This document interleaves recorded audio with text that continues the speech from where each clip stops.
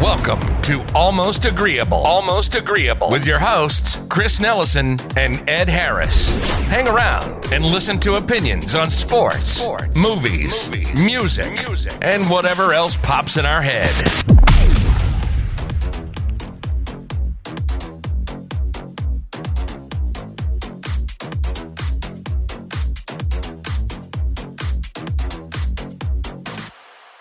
All right, welcome back to another episode of the Almost Agreeable podcast. I'm Chris. With me, as always, is Ed. And today we're going to be jumping into some Week 13 action. It was a wild week. We had some upsets. We had an almost upset. We had some wild football. And unfortunately, we were recording this on Tuesday nights, you'd think that the entire week would have been played already. Not the case. We moved to Wednesdays to encompass the entire previous week of football. And COVID said, fuck what you got going on. Not happening this week. There's going to be a game going on as we're recording this podcast. This is going to be the only season where there will have been a game every single day of the week, like at every day of the week. Was there a game on Friday? There was a game. There will be a game on Friday. Jesus. There will be a game on Friday. And there's always games on Saturdays near the end of the season. Exactly. So this is where we are. The game is going to start in about an hour.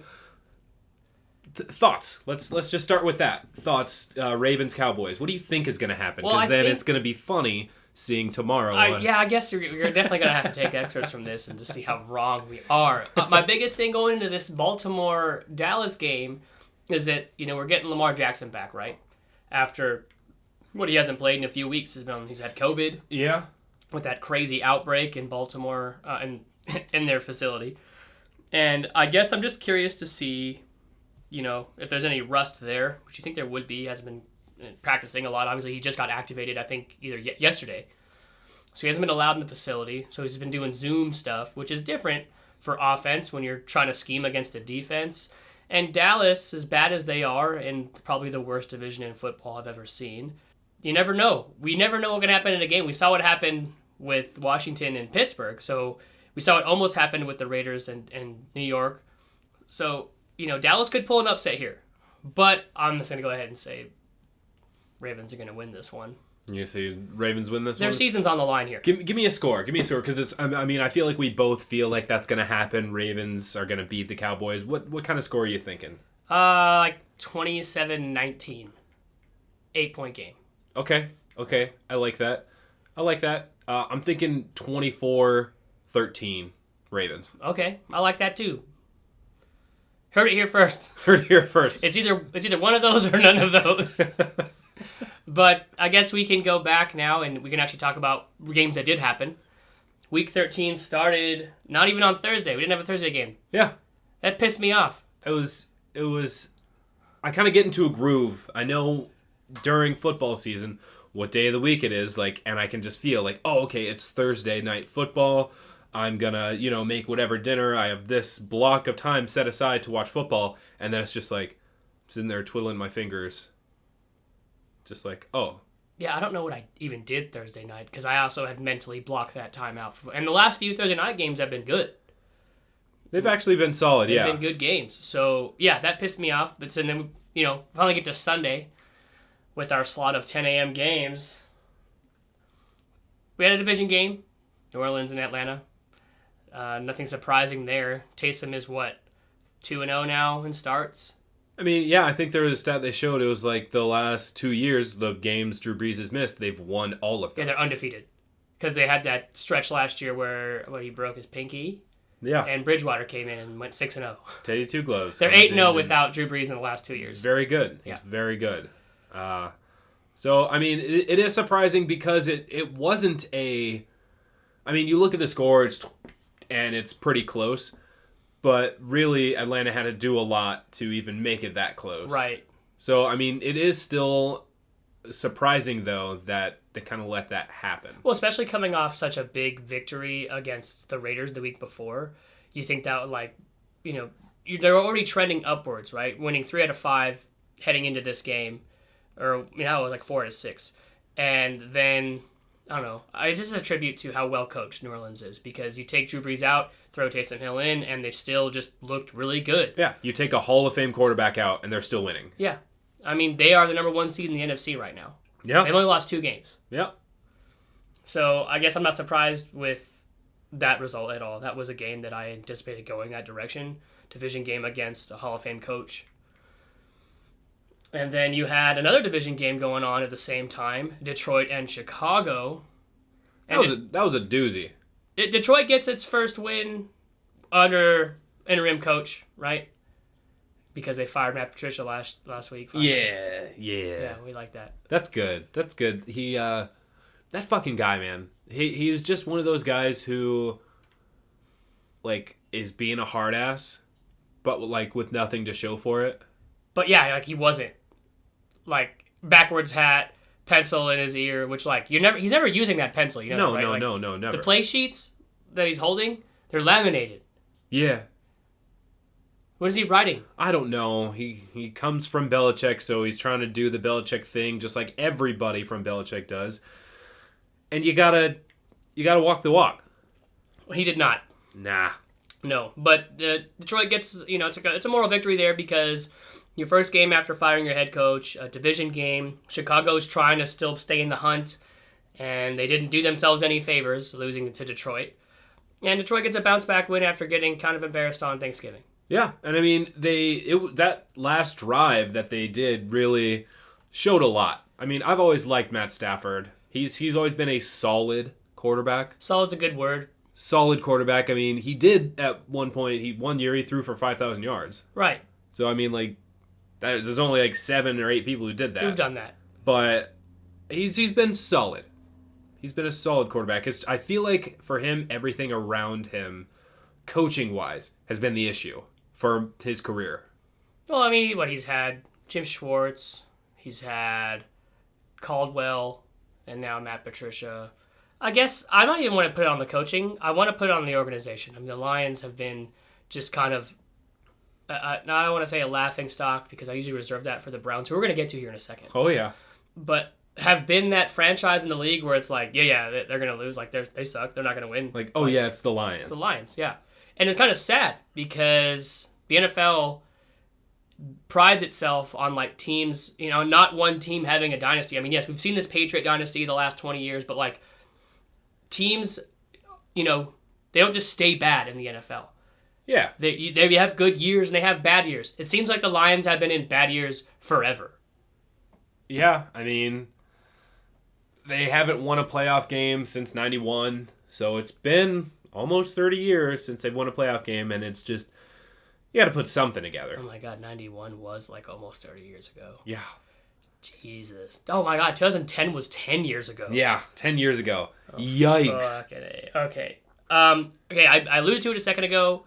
Something I did not see happening. Maybe I could have seen that Cleveland could beat Tennessee, but not the way they did it. It was they stomped them. They completely stomped them. And what did they do? They scored a ridiculous amount in the first half. The first half, and then just kind of coasted in the second. But the score was 41-35 at the end there, but that does not indicate like the game. That would indicate that it was a close game. Yeah. It was not. It really was not. I mean, you look at it and it looked like a close game, but it really wasn't. That's Tennessee doing a lot of crazy stuff to even claw their way back into it. But where does Cleveland sit in your 9-tier ranking? It's your 9-tier ranking. Oh, we're doing tiers again? No. I have a 4-tier. Where's Cleveland sit? I don't know because first of all, I don't know. Like literally, I don't know. Second of all, I can't answer that, and neither can you because I have a question for you later during the hot round segment. Okay. I mean, well, just a fun fact. Take it however you want it. Cleveland is 9-3. They're 9-3. So I'm just gonna be saying facts here. Cleveland is 9-3. Their strength of victory is pretty low, and their overall point differential is -15. So it's still in the negatives. Yeah. Yeah, I mean, they only won by 6. I didn't probably do a whole lot of difference for them. Yeah. So, yeah, take that as you will. Yeah, and that's what I mean. You take it as you will, because I have questions for you later, okay? I said you take it as you will. You said the facts. Remember those facts later. Perfect. I think the next game, it was also on during that slot, was Cincinnati and Miami. Now, Miami wins that game, but there's something that happened in the game I want to talk about. Whoa, Brian Flores was going to go fight some people? Yeah, well, rightfully so. I don't know if you saw, like, what... I mean, if for those of you who don't know what happened, maybe you saw highlights, all you saw was, like, the one hit and then the scuffle. But that same guy who would put a dirty hit on the punt returner had done it, like, the last possession. The same guy had done it before that. So this was the second time he'd done that. Yep. And yeah, Brian Flores was fucking hot, and he was gonna fight he was gonna fight the Bengals. He was gonna fight the Bengals organization. Yeah, he was. It was. And then a great little clip or a snippet I saw, a meme, actually, probably like real quick. The internet has no chill. Was that as this was going on, pretty much all of the Cincinnati bench was off the sideline onto the field, except for the Bengals offensive line. All pictured sitting on the bench still when the whole scuffle was going on. Go ahead and adding to the legendary line that can't protect anybody at this point, not even their players when they're in a fight. Good. Particularly their quarterback. Good. It was, I mean, that you look at that hit, though, and that's just dirty. It was dirty. Dirty. I don't blame Brian Flores for getting hot. The crazy thing to me about that, though, is the guy who did the hit and the same guy that did it a few plays earlier, he didn't even get ejected. Nah. Other people did Yeah. for fighting. Whoops. Yeah, I don't know. Refs sometimes. I just remember watching Sunday Night Countdown before the Sunday Night game, and those guys were hot that guy didn't get ejected. They were pissed. You never know. You're gonna get random ejections for random things. It's all strange. It's all subjective. But like, I guess I take that from that game, but I also that's a big win from Miami because they are still currently holding a wild card spot for the playoffs. And that victory made them what? What's their record now? 7-4. They're 8-4. 8-4. So that puts them at what? 5 or 6. They're the 6th seed. Sixth so seed. I mean, they're gonna fall off. You think so? They're absolutely gonna fall off. What's the remaining schedule look like? I don't know, but they're gonna fall off. The wins they do have are solid. A couple wins they do have are solid. They've done okay. They're gonna fall off. You know what? I asked you earlier what the rest of the schedule looked like, and then you reiterated that they're gonna fall off, and then now I am looking at the schedule right this minute, and it looks like yes, they're gonna fall off. Okay, their next schedule looks like this coming up. They play Kansas City. Okay, ouch. And then they play New England. Okay. Division game. Belichick. It's Belichick. And it's Tua. Yeah, with a young quarterback. Rookie quarterbacks. We'll get to that stat in a little bit. At Vegas. And then at Buffalo. Okay. Not fun. Not fun at all. That's a lot. What do you think? I mean, you think they win half of those games? I think they win.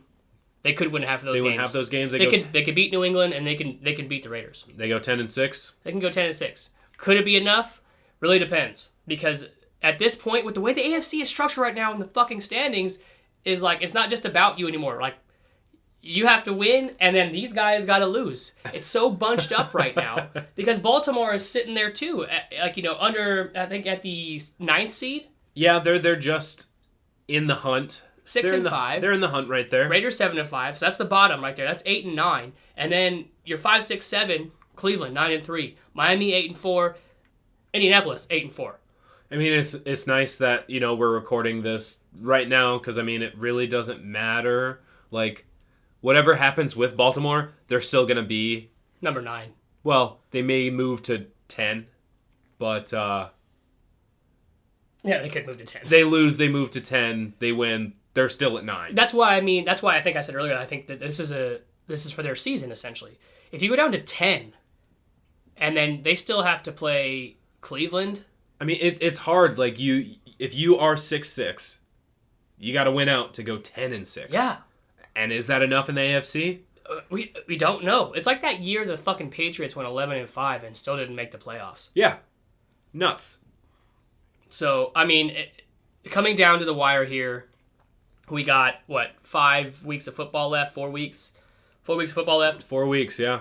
And it's now coming down to that time of year where it's like, yeah, you need to win here, but we need these motherfuckers to trip, to choke, to stumble. And if it doesn't, like that, I mean, this is your bet. Now lie in it. This is this is the time. So I feel like this game and next week, as well as the last 2 weeks, I feel like this third quarter of football is where things kind of just happen under the radar that you are unprepared for and things that are unexpected. Right, and then also, like, things happen that once by the time you get to that the end of the fourth quarter of the season, you're like, oh, fuck, when that happened, that fucked us. That's what, that was a whoopsie. So we also have the Jags and the Vikings. Vikings making a late season surge trying to get to the playoffs. They man. are. I mean, it's not impossible. I mean, it's probable, honestly, because they are the 7 seed right now. Yeah, they're in. So they are in. It's just a lot. It's wild to think that right now, like, it's sitting 6-6, the Vikings, in the playoffs that they started today. But then you go over to the AFC, 6-6 Ravens, 6-6, would not make the playoffs. Nothing. You got 7-5 Raiders would not make the playoffs. So I mean, NFC is. I don't know if I would say.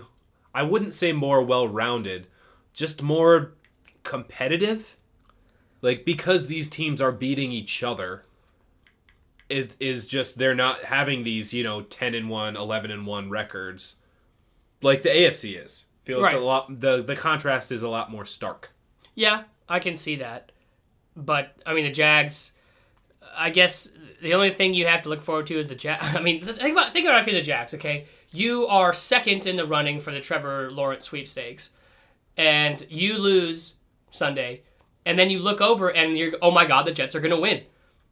And you're going to say, holy shit, we're going to leapfrog here into the Trevor Lawrence sweepstakes, and then the Jets lose. And so you have a losing season as the Jags, and you're not getting the number 1 pick still. Well, what about Stop. Minshew Mania? Minshew Mania is over. What do you mean? He's not even playing. It's a mania, dude. What happened to your boy? Yeah, no, it's a mania, all right.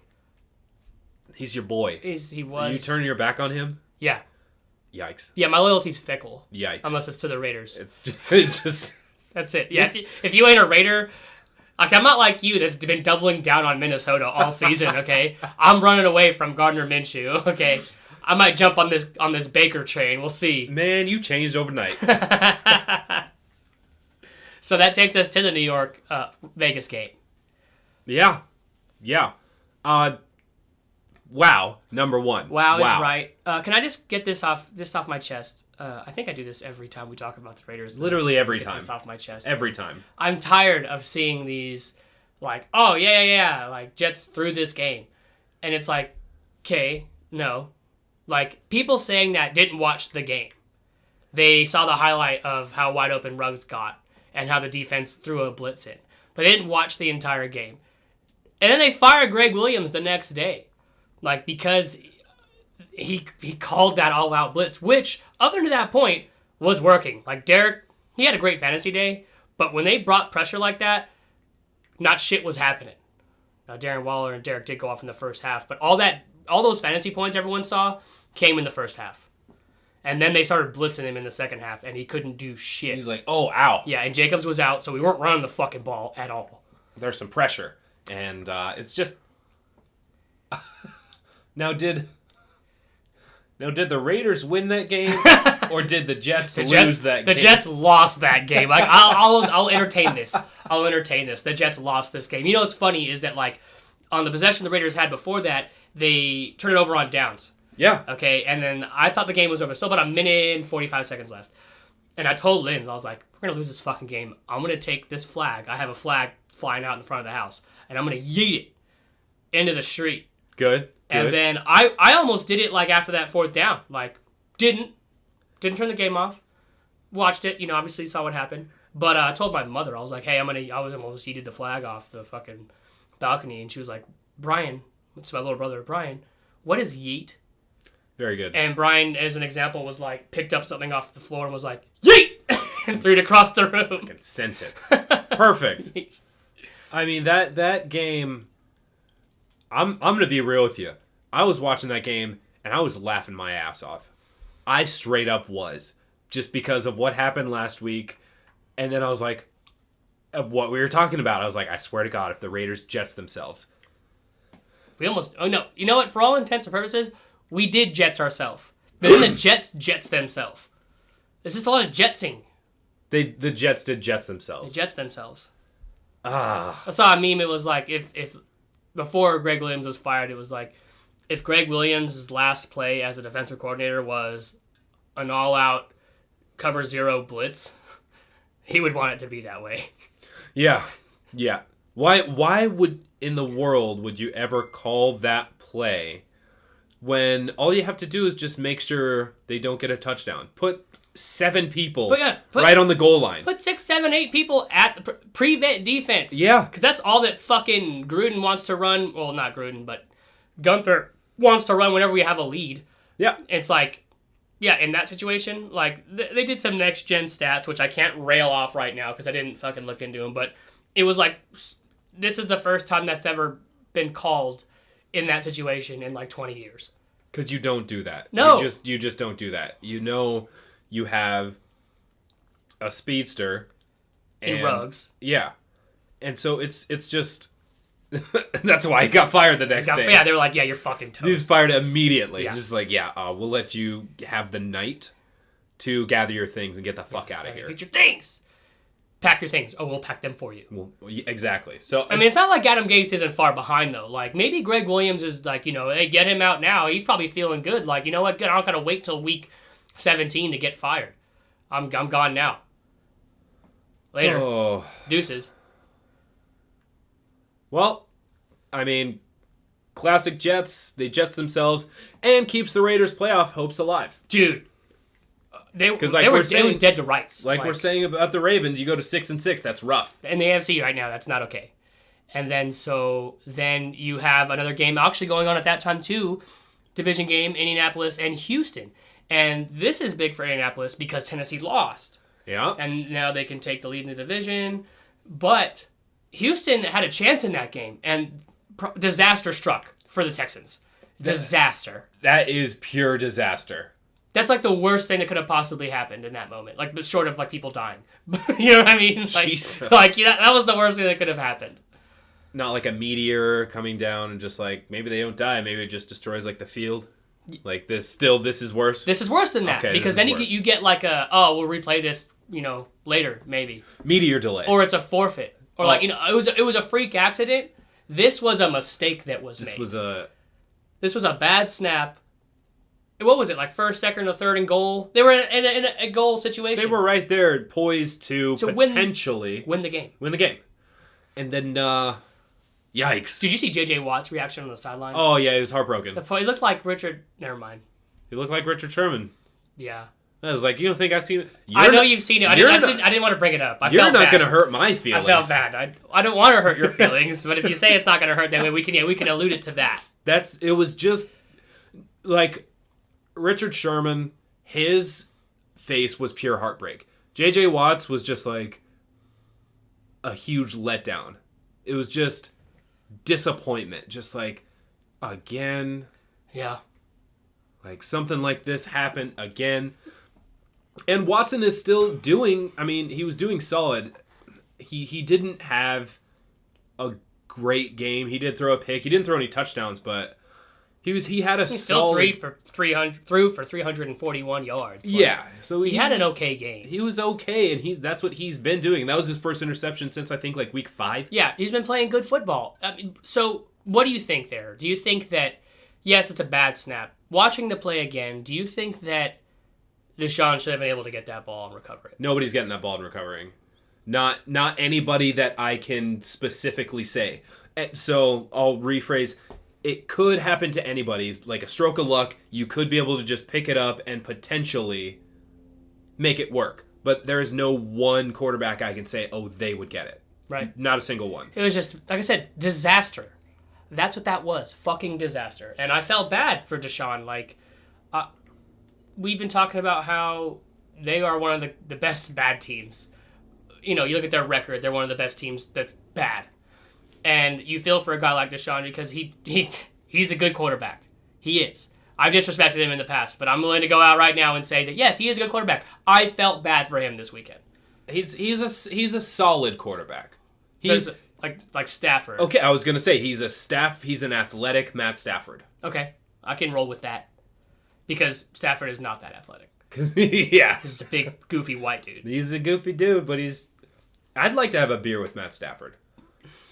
That guy seems super chill, and like he'd be down. I want to have a beer with Ryan Fitzpatrick. That'd be my beer guy. He could fucking educate me, Mr. Coming from Harvard and shit. That'd be a great, interesting conversation. We could talk about throwing 80 picks in a game, and we could talk about Pythagorean theorem and the theory of relativity. Yeah. Yeah. So... he has all the answers, that's for sure. I'm sure he does. So then that brings us to some afternoon games. Right. Which, it's always weird when we have... I'm so used to just 3 afternoon games, and whenever it's, like, not that, I'm just, like, overwhelmed. Yeah, you usually don't have to watch Red Zone at the afternoon hour. Yeah. Yeah, it's usually, like, it can just kind of flip between, or even if you are watching Red Zone, it's like, you're kind of stuck on one game it stays on a game for a minute, yeah. Like, oh, they're at the 50, but we're still going to focus on this game. So one of those afternoon games was big divisional game. Arizona, LA. Yeah. Yeah. Big divisional game. That was big. And that's their first time playing this year, week 13. Right, they play again. Yeah. So, huge divisional game that, I mean, it's big for both of them. Well, Cardinals needed to win. Cardinals had to win to really keep I think their playoff hopes are still alive. They're on the outside looking in. They're definitely still there. They're that 8th seed right now. I don't know. I'm going to tell you, okay, so we'll talk about the game, and then I'll tell you what I'll tell you. Okay, tell me let's talk about the game. Kyler hasn't been the same since the Hail Murray. Kyler's playing hurt. 100% Kyler's playing hurt. Kyler's playing hurt against Seattle, and that's when it started. I think that's one of the big reasons why Seattle won that game, is because Kyler's hurt. He couldn't actually throw the ball properly. He missed multiple wide open throws. Like, thanks. But sucks for him. Like, I think he's playing hurt. His shoulder is a little messed up, but he's second-year guy. He's not going to say anything. Well, that's always something that we've thought and mentioned before, is that mobile quarterbacks like that are obviously going to be more prone to injuries. When you put yourself out there like that, you're going to get hit. And he's not a big guy. It's not like fucking Joe Burrow running around out there, or fucking Deshaun. Deshaun can take those hits still, but Kyler's small. He's a smaller dude. So, I mean, I'm honestly not surprised at the outcome. I'm surprised at the score. I thought it was going to be a lower scoring game than 38-28, but I'm not surprised at the outcome. Rams defense is still real. Yeah, and it's starting to look like the Rams offense is starting to finally get it together.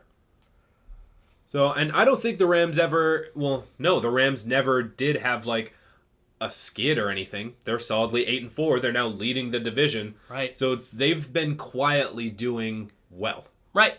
And in that division, that's saying a lot, because then you have, Seattle also in that division. Yeah. So that'll take us to that game, because unless you were going to make a point earlier, actually. I am going to make this point. And I still think it, even though they just lost to the Bills. I think the 49ers overtake the Cardinals. Ooh. In that division. Ooh, you heard it here first. Yeah. That is a hot take. Yeah, I think they overtake the Cardinals in that division. They take the 3rd spot from the Cardinals. Oh, Lord. Yeah. Okay. All right, here's what I'm thinking. I got an idea for an episode we can do at the end of the season. Perfect. We're going to take excerpts just from when we predict each division from those division episodes we did, and we're not going to play them, but we're going to listen to them, and then we're going to go through and talk about how fucking wrong we were. Good. Or how right we were. So we can do that. I can get behind that. You're gonna see all these clips of me talking about the Vikings, like I told you so. All right, that takes us to the Seattle game, right? One of the bigger upsets, actually the biggest upset until Monday, but we'll get there. It was a big upset when it happened. It is definition of a trap game. I think I did say it was your trap game, because you thought your trap game was going to be Washington. Yeah. And I was like, no, your trap game is against this New York team. Yeah. I said a New York team was going to get a win this weekend. Yeah. And it almost was both of them. It was almost both of them. So that was nuts. Just one of the stats they showed on screen was Seattle, since Pete Carroll's been there, was 62-1 when leading by 4 or more points at halftime. Oh. Now they're 62-2. And 2. So, I mean, weird score at halftime. Classic Seattle score. 5-0. 5-0 at halftime. They're like a baseball score. Don't know what the hell that even means. I even texted you at halftime. I was like, that is the most Seattle score I've ever seen. Yeah. Because they do that shit. Yeah. Unsurprising. Yeah. Unsurprising. So then, third quarter rolls around and Giants roll off 2 touchdowns back to back. Then all of a sudden it's 14-5. You're like, oh, poop. And then it's 17-5. You're like, ah. Ugh. And then they get their last touchdown, but this is a classic Seattle skid. So usually this skid happens earlier in the year. Yeah. This happens earlier in the year, and then Seattle finishes strong. So now it's happening a little bit later, and it's like, it's the worst time for it to happen. Uh-oh. Yeah. You want it to happen mid-season or the beginning. You want to trend upward at any point, so you don't want to...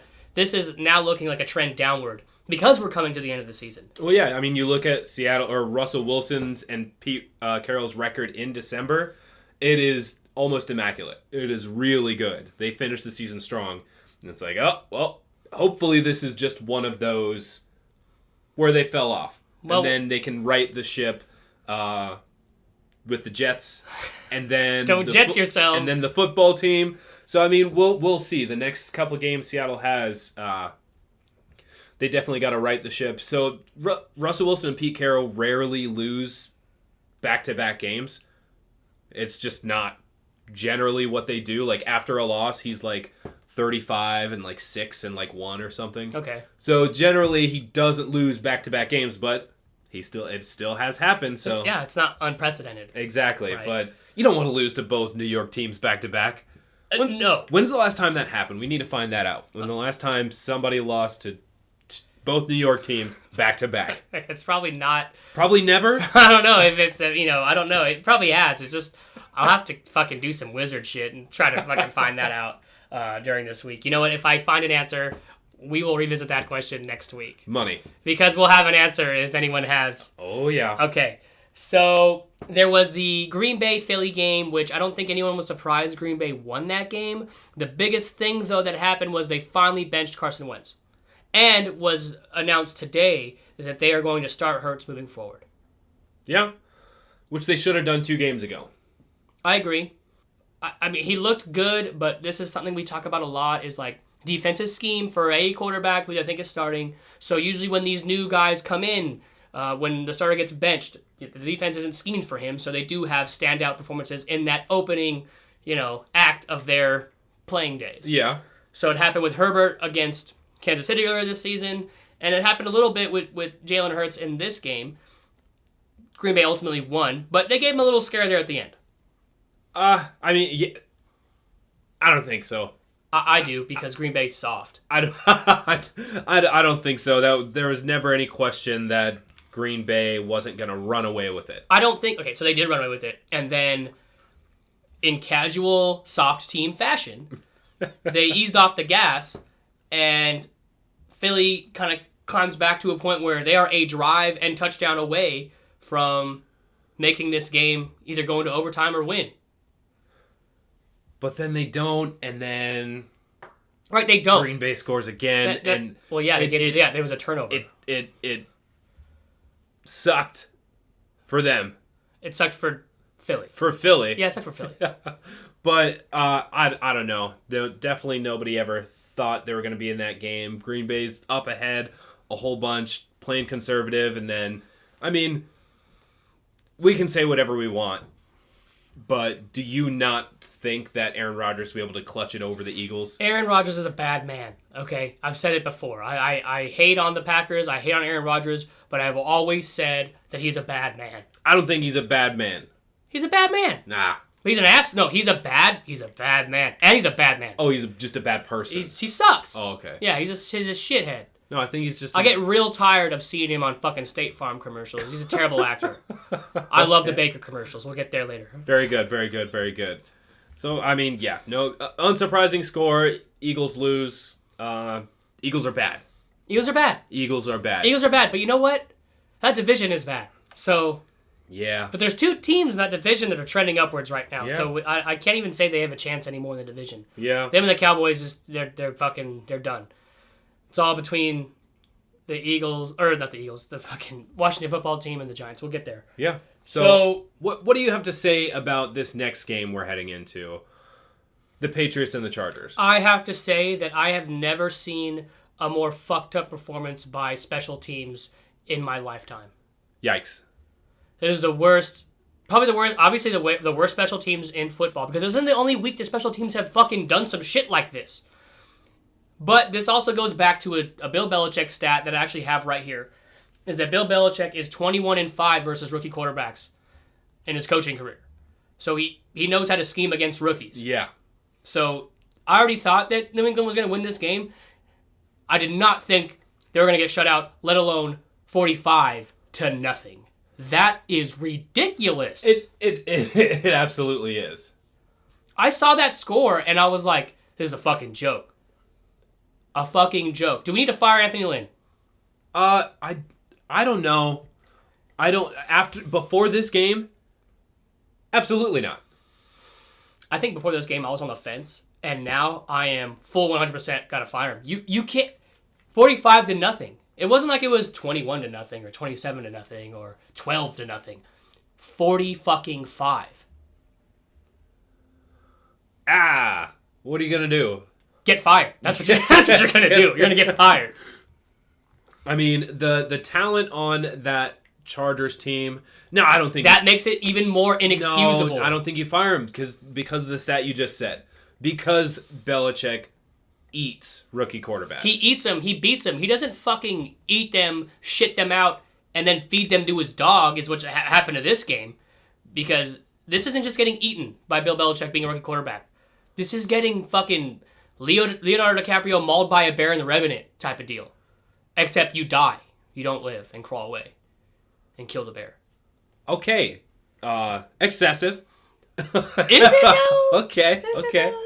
I mean, it wasn't just like, oh, you had somebody who just had a breakout day. It wasn't like Cam Newton just came out here and destroyed. The dude had 12 passes for 69 yards. He only threw 69 yards. So, I mean, it wasn't like you had somebody go out there and had a career day, and that's why they just destroyed. The special teams. You were out-coached by the greatest coach of all time. Oh, no. I still think 45-0 is like... It's concerning. No, I was already concerned. This is not concerning anymore. This is beyond what's the level after concerning? I don't know. It's a panic button. If this were to happen to you by I don't know, if the Broncos did this to you. You're fired that day. You're fired that day. That day. That's more than concerning. You're fired during the game. Yes, you're fired during the game. Yeah. But this one you're fired Monday, which didn't happen. So it's not happening. But the Spanos family also sucks. So he's whatever. Good. He's good. You lost to the greatest coach of all time. That's it. It's not whatever. You're downplaying this. You're downplaying it. I don't know why. I don't know how you can sit there and up. Okay. All right. Let's go on. The Sunday night game. Kansas City, Denver. Division game. Denver was kind of hanging around. They're chilling. Is this a case of Kansas City being bored still? Yeah. You can't do that. You can't be bored anymore. I mean, so it's yeah, I think it's a little case of that, but also, like we've been saying, it should be our fucking tagline, it's a divisional game.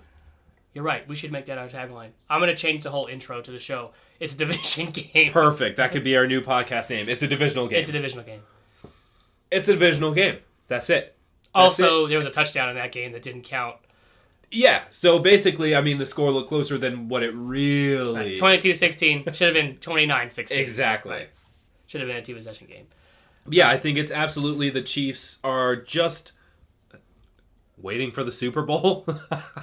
Waiting for the playoffs. Because I'll say this. Can't be saying you're waiting for the Super Bowl. Especially when, if things trend the way they've been trending for the past 5 weeks, Kansas City will end up playing the Raiders in the first round, which is a division game to the only team you've lost to this year. You don't want to wait I'm not saying the Raiders are going to beat them. I'm saying you can't be on cruise control forever. You can't just flip a switch. Maybe the Chiefs can do it, but I've seen this game too many times where teams think they can flip a switch, and then when the push comes to shove and it's time to turn the switch on, they can't do it. And I know. It's because this is the same conversation we've had a couple weeks ago that I would agree with you 99% of the time for any other team, except for what they literally did last postseason. Okay, you know what? Listen. This takes me to another point I want to make about the Chiefs. Everyone all season has been bitching about Pittsburgh's had an easy schedule. Pittsburgh played these guys. Pittsburgh hasn't played these guys. Pittsburgh has played teams with a combined record of 50-70. The Chiefs have played teams with a combined record of 50-69. Okay? So I don't want to hear any more about the Steelers' easy schedule unless people are going to include Kansas City in that fucking conversation. Okay. I guess. But things look a lot more different when you're 11-0 than when you're 10-1. Things look a lot more different, and I can't say 11-0 anymore. well, yeah, you can't say 11-0 anymore. So, what do you mean? So, okay, yes, you can look at all of their records, but you're not going to have a team that is this, like, that has a record like that when their opponent's records are going to have a winning record. It's just not going to happen because when you're adding to your winning record, you're not going to be facing, your record isn't going to show that you've played teams with winning records. You're trying to argue with me right now for a point that, like, I wasn't trying to make. No. I'm just saying. I'm trying to make is that I don't give a fuck about the combined records. I understand how the NFL trends. That's going to be a standard. You're going to play teams combined with more losses than wins. What I'm saying is that all these fucking Pittsburgh haters, I'm one of them, if they're going to talk shit about that schedule, also share it over here with Kansas City. Don't just fucking hate on the Steelers. Hate everybody equally like I do. Okay. And I'm going back to the first thing I said. 11-0 looks different than 10-1.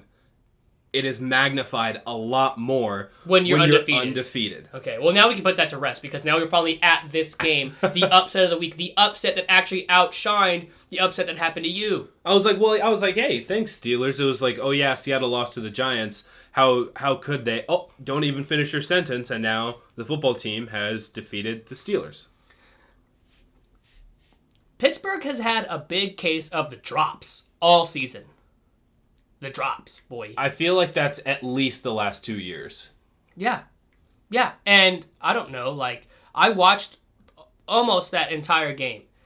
And to be honest with you, it's like, Ben is putting the ball where he needs to put it. Receivers have been dropping it. Also, this doesn't look like the Chiefs to me. The Chiefs, like we've been saying, look bored. The Steelers, infamous for playing down to their opponents, not the same thing. They need to cut that shit out, dude. Because now the number one seed is at risk here. Yeah. They still own the number one because that was an NFC team, and the Chiefs lost to an AFC team. So we're talking about conference record here. Yeah. So that's why they still hold it. But now, the Steelers, we'll get into their remaining schedule here in a little bit because in the hot route segment. But, I don't know. I'm concerned. I'm concerned now. Why? What are you concerned about? I'm concerned about the rest of their schedule. Why? Because this could be like a chink in the armor. This could be something that kills confidence a little bit. It can be so many things, but for the teams you're going to play here pretty soon, those are things you don't want happening to you. Those are things you don't want happening to you. Why aren't you concerned about anybody else as much? Is it because you don't want the Chiefs to have that number one seed? I want to play the Chiefs. Okay. If the Raiders make the playoffs, I want to play the Chiefs. Okay. I want fucking KC. Okay. I want to... We'll get to that later on if it even happens. Okay, sure. We do need to wrap it up here at the last Monday night game that was on. Hey, and then we need to get to hot route. So, that second Monday night game, I guess... You know that San Francisco was favored in that game? Yeah. That was weird. It's a home It was game not... for them. Okay, first of all, I get it. Yes, it was a home game. But technically, home games don't mean shit that much anymore because there's no fans. And they weren't even at fucking home. They were in Arizona's home. They're the Cardinals' home. I don't know why there was San Francisco as a favorite, but I did know that Buffalo was going to win that game. Josh Allen looked good. He looked good. So even more so that claim that I made earlier that 49ers are going to overtake the Cardinals, that would have, They would have. That literally would have been the truth if they did win the game. But just seeing how they handled that game, the beginning of that game was really weird, with two basically 99-yard drives or like 280. They got stopped at the one. Yeah, so very strange stuff. And then a couple turnovers. So you weren't sure how that game was honestly going to play out Until very much the second half. Yeah. Yeah. So it was right there. It was right there, and you could see signs. I mean, Nick Mullins is. It's not bad. It's not bad. No, like you could make that work if you just tighten up some of that coaching. Yeah, I agree because I've always thought that he was a solid backup. So when he came in when Garoppolo tore his ACL, I think 2 seasons ago. Yeah. He came in and he wasn't bad. I mean, he's like the kind of backup you want, right? He's a good backup. He's a solid backup. Oh yeah, absolutely. But Bills looking good, right? Stand alone at the top of the AFC East for the first time since, I don't know, they went to 4 straight Super Bowls. Since 95 was the last time in the they were 90s, yeah, so almost 25 years ago probably. But, I mean, yeah, we'll see what happens with San Francisco. I don't know, maybe tighten up the coaching, like you said, on the offensive side of the ball. The defense has never been an issue, even with all the injuries they've had. Their defensive coordinator's pretty good candidate to be a head coach and with the vacancies open next season, which also we'll get to in the hot route. So, any final thoughts on Week 13? I mean, we have a game about to start here in about a half an hour. We talked about that already, but anything from the games that were played? End of the third quarter. End of the third quarter of the season. And now it is really that crunch time. The race is fucking on. Now it's really the crunch time when every win and loss is magnified by 1,000. So we'll see who has it, who has the clutch gene to actually go down the stretch, who's going to be the last man standing. With all the injuries we've had this year, with everything that's been going on, all these different games, all these different schedules, we've had two Monday night games. So just very strange things. So just adapting, and we'll see what everybody else can do. Right. And this, like I said, the race is on. It comes down to you winning games and hoping for a little miracle with other teams that are in your way.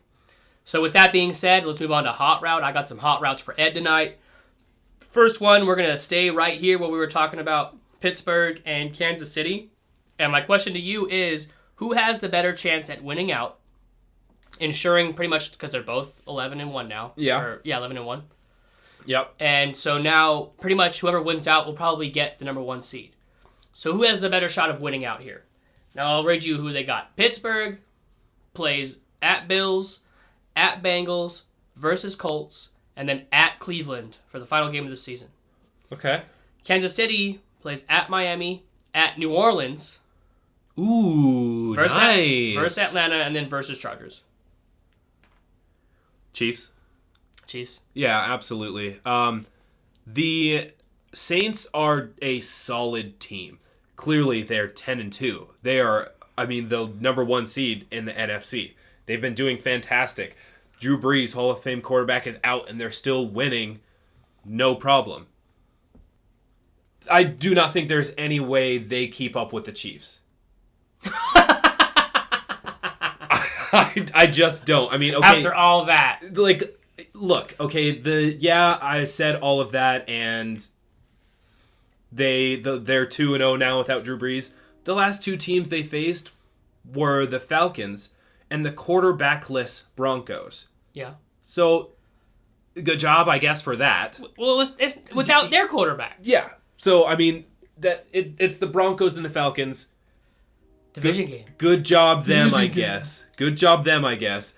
But they have straight up owned the Bucks, which bodes huge for them. That is very good for them. Just a solid team overall. Kamara is fantastic, but still, they're not keeping up with the Chiefs. The Chiefs have too many weapons, and they have an amazing coach of their own. And some of their coordinators, I think, just outshine some of New Orleans coordinators. Okay. All right. So you think Casey's going to get number 1 seed? I think Casey's getting the number 1 seed. All right. Second hot route. What's the most attractive coaching vacancy or soon to be vacant in the league, right? So we have probably Anthony Lynn's going to get fired. So no chance. So we don't want to count that? No chance. Okay, fine. Chargers aside. Detroit, Atlanta. Adam Gase is going to get fired. Yes, we can agree? I can agree on that one. Okay, so Jets and Houston. That's 4. I say there's some caveats to each of these, you know. Stop. So here, let me give you my 9 tier of these 4 teams. Fuck off. These 4 teams. No. Okay, so the easy answer is the Texans. Just because you have this young quarterback who is dynamic and can make a lot happen, and you still have a solid defense with a veteran in J.J. Watt, who knows how long he's still going to be there. Mm-hmm. But he is a leader of your team. And they do make moves. But I do actually want to say the Falcons. I think the Falcons look more attractive to me. I wish everyone could see my face right now. I think the Falcons look more attractive to me. I still have the same face. Depending on the situation. For me, the quarterback situation. You get a new quarterback, and I think Atlanta looks fantastic. I think Atlanta's a good team if you get a new quarterback. Okay, I disrespectfully disagree. I think I agree with Houston. I think Houston is the most desirable, but I also think it's Chargers. It's LA because they're gonna fire Anthony Lynn. Where that's off the table. It's not for me, but if it is off the table, it's Houston. I can agree with you there. Okay. Okay. Last hot route. All right. Looks like Carson Wentz, his contract for Philly goes through 2024. But his days might be numbered. They might trade him. If they trade him, where is the place that you think Carson Wentz would do the best? Like a chance for him to return to the guy he was before he went out the Super Bowl year. You know, I think who would love him? Bill Belichick. I didn't even think about that because I already know what I think. I think Bill Belichick would give him the pieces that he needs around him. Get his confidence back. Mm-hmm. That's Ben Belichick's whole thing. Like, that's why, Brady's a system quarterback. Carson Wentz could fit into that system, get those timing throws down, and get his confidence back, and then still be able to huck that thing downfield. Okay. I've actually never thought of that. That's good. That's good because I was talking, and I'll shout out here to the guy I was talking to. I was talking to an Eagle fan. Shout out to Dedrick. And he thinks that, and I agree with him when he said it, that Carson could do really well in Indianapolis. I mean, because you know that Phillip Rivers' days are numbered just in his career. Yeah. And if he was able to make his way to Indianapolis with an established defense, great running game, established O-line, he could do well. But with Belichick, that's something I never thought of. That's interesting. That is intriguing. Yeah. I could see that. I mean, it basically is Indianapolis team. It's a full team already built up. And, I mean, they've tried out Brissett. He's not the guy. He's not the guy. So just having a fresh arm in there, a fresh set of legs in there. Well, he definitely needs a change of scenery. Yeah. Philly's hard to play in. And he needs, you got to be confident if you're playing in Philly. And I think, it sucks because throughout all the injuries, throughout just his short career so far, he has lost that confidence. I think he still has it. I absolutely it's deep in there somewhere. think he still has it, but it's got to be brought back out. Yeah, and it's not going to happen in Philly. Nah. No. All right, well, with that, hope you enjoyed those. That was good. That was good ones. All right, well, with that concludes our conversation about Week 13. We'll see what happens between Baltimore and Dallas. With that said, we look forward to an interesting last quarter of the NFL season. Like I said earlier, 1,000 times, the race is fucking on. We're going to find out a lot of stuff here, and before we know it, playoffs will be here. So, as always, I'm Chris. I'm Ed. And this has been Almost Agreeable. Thank you for listening to another episode of Almost Agreeable. You can catch new episodes every Wednesday and Friday. If you enjoyed the podcast, please like, rate, and subscribe. And don't forget to follow us on Facebook, Instagram, and Twitter at Almost Agreeable.